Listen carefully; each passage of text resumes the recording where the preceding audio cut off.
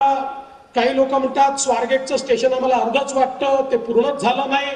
खरं म्हणजे स्वारगेटचं जे स्टेशन आहे हे मल्टी मॉडेल स्टेशन म्हणून आपण डेव्हलप करतोय. देशातलं मल्टी मॉडेलचं मेट्रोचं हे पहिलं स्टेशन असणार आहे, ज्या ठिकाणी सगळ्या प्रकारच्या ट्रान्सपोर्टेशनच्या मोडचं इंटिग्रेशन होणार आहे, त्या ठिकाणी मॉल होणार आहे. हे स्टेशन झाल्यानंतर मी निश्चितपणे सांगतो, लोक मेट्रोने जाण्याकरता स्टेशन पाहण्याकरता येतील. अशा प्रकारचं डिझाईन या स्टेशनचं देखील या ठिकाणी आपण बनवलेलं आहे.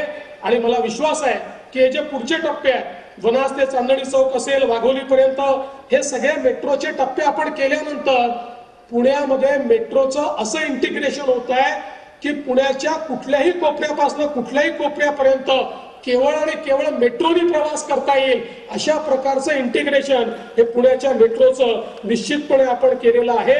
त्यामुळे मला असं वाटतं की एक अत्यंत महत्वाची गोष्ट आज या निमित्ताने या ठिकाणी होताना आपल्याला पाहायला मिळते. दुसरा, मराठवाड्याकरता देखील अतिशय ऐतिहासिक असा हा कार्यक्रम आहे की ज्या ठिकाणी मागच्या काळामध्ये ऑरिक स्मार्ट सिटीचं 2018 साली आपण पहिलं उद्घाटन केलं. देशातली पहिली स्मार्ट सिटी औद्योगिक, त्याचं उद्घाटन झालं. आता दुसरा टप्पा जो आहे, शेंद्राणी बिडकीन औद्योगिक शहर, या शहरांची जी निर्मिती आहे त्याचं काम, त्याचं उद्घाटन माननीय प्रधानमंत्री महोदयांच्या हस्ते होत आहे. हे प्रधानमंत्र्यांचं विजन आहे आणि या विजनमुळे आज आपल्या देशामध्ये किंवा आपल्या महाराष्ट्रामध्ये आपलं जे काही या ठिकाणी मॅन्युफॅक्चरिंगचं इंजिन आहे ते पुणे जिल्हा आहे, पण आता दुसरं मॅन्युफॅक्चरिंगचं इंजिन हे संभाजीनगर त्या ठिकाणी तयार होत आहे.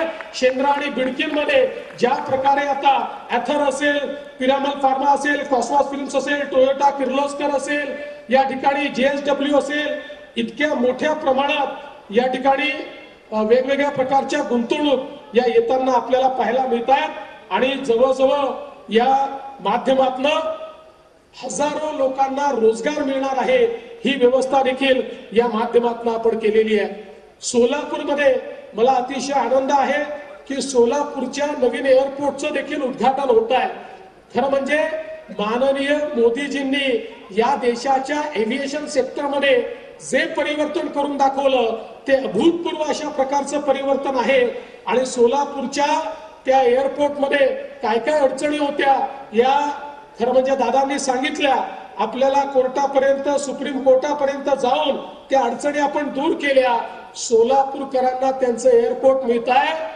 आणि भारताचे नागरी उड्डयन राज्यमंत्री मुरलीधर मोहोळ यांनी सांगितलेलं आहे की नुसतं एअरपोर्ट नाही तर लवकरच सोलापूरला विमान सेवा देखील सुरू होणार आहे. ती विमान सेवा सुरू करण्याची व्यवस्था देखील झालेली आहे. कारण काल जसं उद्घाटनाचा या ठिकाणी घोषणा झाली तसे काही लोकांच्या पोटात दुखू लागलं आणि त्यांनी सोलापूरला पत्रकार परिषद घेऊन सांगितलं की उद्घाटन तर करताय पण विमान येणार कधी? काळजी करू नका, विमानतळही केलाय, विमानही येणार आहे, विमान सेवाही त्या ठिकाणी सुरू होणार आहे. आणि सोलापूरची कनेक्टिव्हिटी हळूहळू संपूर्ण भारतामध्ये त्या ठिकाणी करण्याचं काम हे आपण करतोय.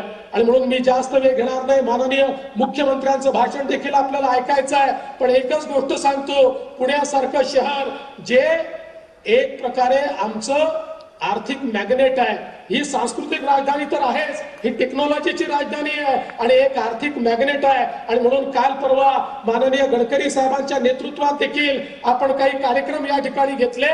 1,00,000 कोटी रुपयाची कामं या पुणे आणि आसपास आपण या ठिकाणी करतो. मी आपल्याला सांगतो, 5 वर्ष थोडी कळ आपण जर काढली, 4-4.5 वर्ष, तर ही सगळी कामं पूर्ण झाल्यानंतर या महाराष्ट्रामध्ये सगळ्यात नियंत्रित ट्रॅफिक जर कुठला असेल, सगळ्यात लोकांना ट्रॅव्हलिंगची सोय जर कुठे असेल तर ती या पुण्यामध्ये राहणार आहे.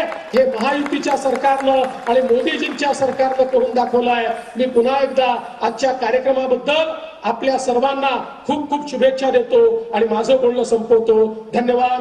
जय हिंद, जय महाराष्ट्र, जय ज्योती, जय क्रांती. राज्याचे माननीय